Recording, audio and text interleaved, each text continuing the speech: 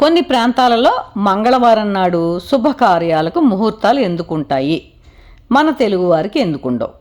అలాగే అమావాస్యను కూడా కొన్ని ప్రాంతాల వారు మంచిదిగా ఎందుకు పరిగణిస్తారు అనే ధర్మ సందేహం నాకు ఉంటూ వచ్చిందండి. దానికి ఒక జ్యోతిష్య పండితుడు నాకు ఇచ్చిన వివరణను మీతో కూడా పంచుకోవాలనిపించిందండి. ముహూర్త నిర్ణయాలలో శాస్త్ర నిర్ణయాలకు ప్రమాణం ముహూర్త చింతామణి, ధర్మసింధు, పరాశర గర్గ, నారదాది ముహూర్త గ్రంథాలు, ముహూర్త నిర్ణయ సింధు.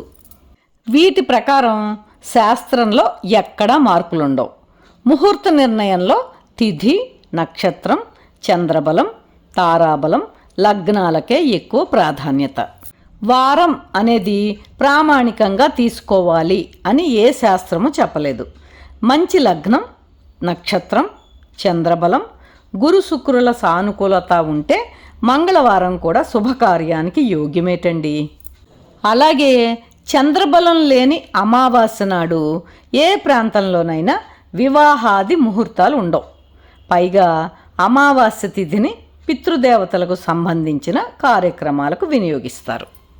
ధర్మశాస్త్రంలో దేశే దేశే కళాచార అంటే ప్రతి ప్రాంతానికి ఆ ప్రాంతపు సత్సాంప్రదాయాలు ఉంటాయి. ఈ సాంప్రదాయాలను అక్కడ పాటిస్తున్న ఆగమ శాస్త్రాలు ప్రభావితం చేస్తూ ఉంటాయి.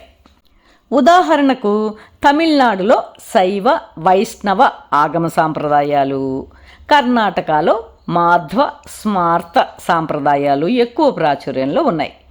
ఆయా సాంప్రదాయాల పూజలలో అధిదేవతల ప్రభావం వల్ల ముహూర్తంలో చూడవలసిన కొన్ని అంకాలను పరిగణనలోకి తీసుకోవలసిన అవసరం లేకపోవడం మూలంగా చిన్న చిన్న వ్యత్యాసాలు కనిపిస్తూ ఉంటాయి. కానైతే ఇవి వేదం, శాస్త్రంలో చెప్పబడిన ముహూర్త నిర్ణయాలకు విరుద్ధంగా మాత్రం ఉండవు. ఒక్క ముక్కలో చెప్పాలి అంటే మంగళవారం నాడు ముహూర్తాలు పెట్టరాదు అని ఏ శాస్త్రంలోనూ స్పష్టంగా చెప్పలేదుటండి. అమావాస్య నాడు వివాహ, గృహప్రవేశ, ఉపనయనాదులు చేయరాదు అని మాత్రం చెప్పిందిటండి. మిగతా మార్పు చేర్పులు ప్రాంతీయ ఆచారాలకు సంబంధించినవండి. అందుకనే సమగ్రంగా ఆలోచించకుండా ఒక ప్రాంతం వారు వేరొక ప్రాంతం వారిని అనుకరించడం మంచిది కాదన్నారండి.